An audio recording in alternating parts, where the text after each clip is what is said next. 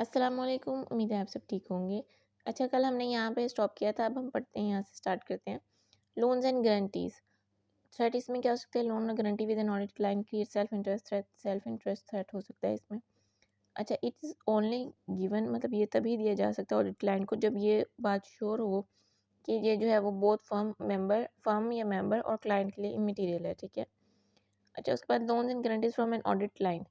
अच्छा, ये ऊपर हमने पढ़ा कि टू एन ऑडिट क्लाइंट, और अगर ऑडिट क्लाइंट से लिया जाए तो if audit client is bank or similar institution, only accepted only if it is under normal lending procedures and terms and conditions, or if loan is material, appropriate reviewer should be appointed to review work or perform. और अगर if audit client is not a bank or similar institution, तब loan shall be accepted only if it is a material for both client and firm team member. और अगर material है तो it should be repaid or concerned member should be removed or firm should withdraw, ठीक है। Next हमारे पास business relationship, इसमें की example क्या है? Team member runs a partnership और joint venture with client. A client obtains goods या services from a team member, तो इसको बिजनेस रिलेशनशिप कहा जाता है। इसमें क्या थ्रेट आ सकता है? Close business relationship with an audit client और its management might create a self interest और इंटिमिडेशन थ्रेट। और अगर बिजनेस में सेफगार्ड्स क्या हो सकते हैं? If business relationship is insignificant, no action is required. और अगर वो सिग्निफिकेंट रिलेशन है उनका, तो it should be reduce to insignificant level, और इंडिविजुअल शुड बी रिमूव्ड और firm should withdraw from engagement, मतलब independence is all that matters. Purchase of goods या services by team member or his relatives from audit client.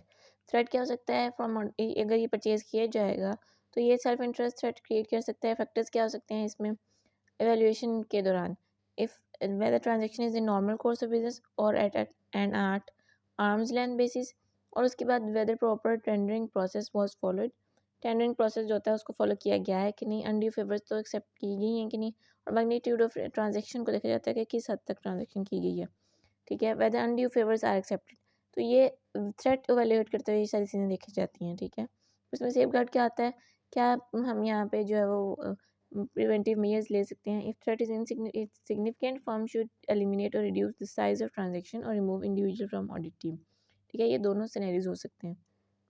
Next है family and personal relationship. Threat क्या हो सकता है? Family and personal relationship with client personal create self interest threat, familiarity threat और independence threat. इसमें valuation के दौरान क्या क्या फैक्टर्स देखे जाते हैं? Nature of relationship between individuals, position of individual at client और role of audit team member. क्या मेजर्स हो सकते हैं? restructure the responsibilities so that auditing member doesn't deal with matters that are within the responsibility of individual with whom member has, मतलब आप responsibilities को restructure कर दीजिए ताकि जिसका कोई किसी के साथ क्लोज रिलेशनशिप है तो वो उस चीज़ को अवॉइड किया जा सके या उसको डील किया जा सके। इंगेज एन इंडिपेंडेंट रिव्यूअर, एक इंडिपेंडेंट रिव्यूअर होना चाहिए। Remove the relevant audit team member from the audit team, और जो वो मेंबर है उसको ऑडिट टीम से निकाल दिया जाए, ठीक है जी। ये आज हमने थोड़ा सा ही पढ़ा है, इसका उम्मीद है समझ आया होगा। कोई कन्फ्यूजन हो तो आप पूछ सकते हैं। अल्लाह हाफिज़।